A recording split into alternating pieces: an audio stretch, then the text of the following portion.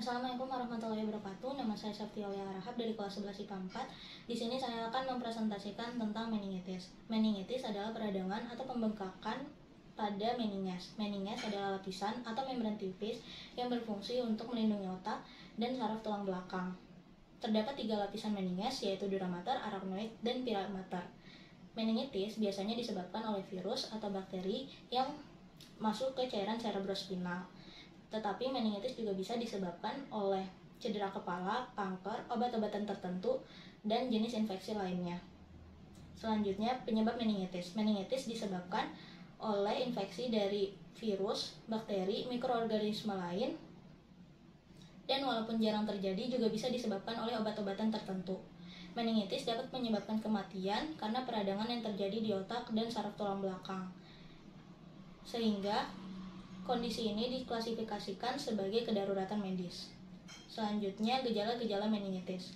Tahap awal meningitis sulit dibedakan dari penyakit lain. Gejala pertama yang muncul menyerupai flu, namun bisa berkembang dengan cepat hanya dalam beberapa jam. Selain itu, banyak gejala meningitis yang umum tidak terdapat dalam semua kasus. Gejala-gejala meningitis diantaranya adalah sakit kepala, kebingungan, demam, mual atau muntah, kurang nafsu makan, leher kaku, sulit bangun, kejang, dan lain-lain. Selanjutnya, klasifikasi meningitis. Terdapat 5 jenis meningitis, yaitu pertama meningitis bakteri. Bentuk meningitis ini terjadi akibat ketika bakteri masuk ke aliran darah dan menyebar ke otak atau saraf tulang belakang. Jenis bakteri yang dapat menyebabkan meningitis bakterial antara lain Haemophilus influenza, biasanya tipe B, Streptococcus pneumoniae, dan Neisseria meningitidis. Bakteri ini dapat menyebar dari orang ke orang melalui batuk atau bersin. Meningitis bakteri tertentu dapat disebabkan oleh makan makanan terkontaminasi yang sumbernya kadang tidak diketahui. Yang kedua ada meningitis virus. Meningitis virus lebih umum daripada meningitis bakteri dan biasanya tidak separah meningitis bakteri. Sebagian besar kasus meningitis virus disebabkan oleh enterovirus, namun virus lain yang umum seperti campak, gondok, maupun cacar air, serta beberapa virus yang menyebar lewat nyamuk atau serangga juga dapat menyebabkan penyakit ini. Meningitis virus memiliki gejala yang sama dengan meningitis bakteri, termasuk demam, sakit kepala, dan leher kaku.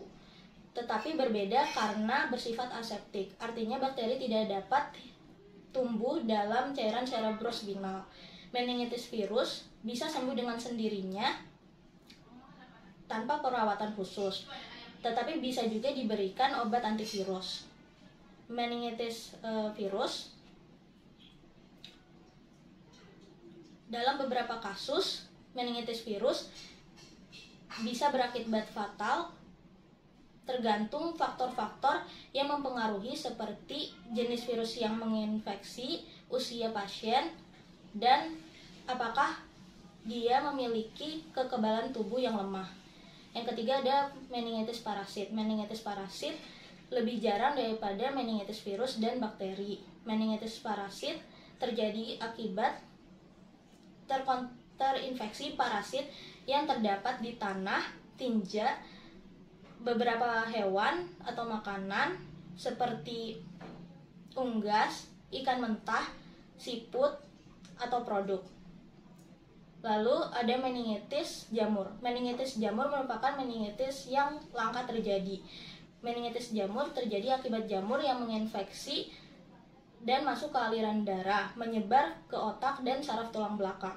Orang yang memiliki sistem kekebalan tubuh yang lemah seperti pengidap HIV dan kanker memiliki resiko yang tinggi terkena meningitis jamur. Yang kelima yaitu meningitis non-infeksi. Meningitis non-infeksi terjadi akibat kondisi atau perawatan medis lainnya. Beberapa kondisi yang menyebabkan meningitis non-infeksi antara lain cedera kepala, operasi otak, cedera kepala, operasi otak, kanker, dan obat-obatan tertentu. Selanjutnya, patofisiologis meningitis.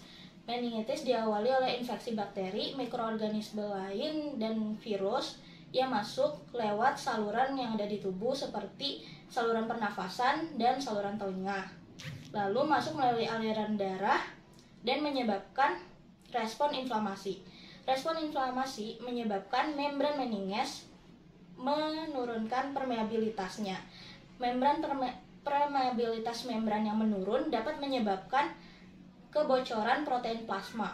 Kebocoran protein plasma dapat menyebabkan peningkatan cairan cerebrospinal. Peningkatan cairan cerebrospinal ini dapat menyebabkan kenaikan tekanan intrakranial. Tekanan intrakranial ini menyebabkan banyak hal, salah satunya itu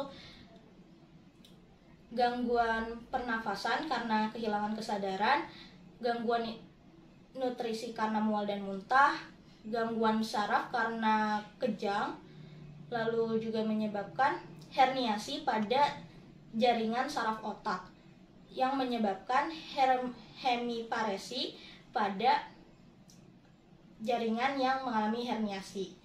Selanjutnya, pengobatan. Pengobatan meningitis ditentukan oleh penyebab meningitis. Pada meningitis bakteri dibutuhkan rawat inap segera dan diperlukan diagnosis dan pengobatan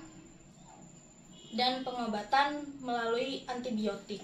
Untuk meningitis jamur bisa diobati menggunakan agen anti jamur. Untuk meningitis parasit hanya perlu diobati gejalanya atau mengobati infeksi secara langsung. Tergantung pada penyebabnya, meningitis parasit bisa diobati tanpa menggunakan antibiotik. Lalu untuk meningitis virus bisa sembuh dengan sendirinya, tetapi untuk beberapa jenis penginfeksi virus itu harus menggunakan obat antivirus. Selanjutnya saya akan menjawab pertanyaan dari Pak Malik, yaitu jelaskan secara patofisiologis mengapa orang yang mengidap HIV lebih mudah terkena meningitis. Jadi Human Immunodeficiency Virus atau HIV merupakan virus yang menyerang sistem kekebalan tubuh dengan menginfeksi dan menghancurkan sel darah putih.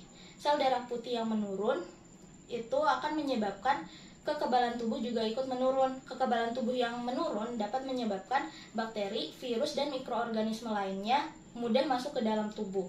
Inilah yang menyebabkan meningitis mudah menyerang orang yang terkena HIV.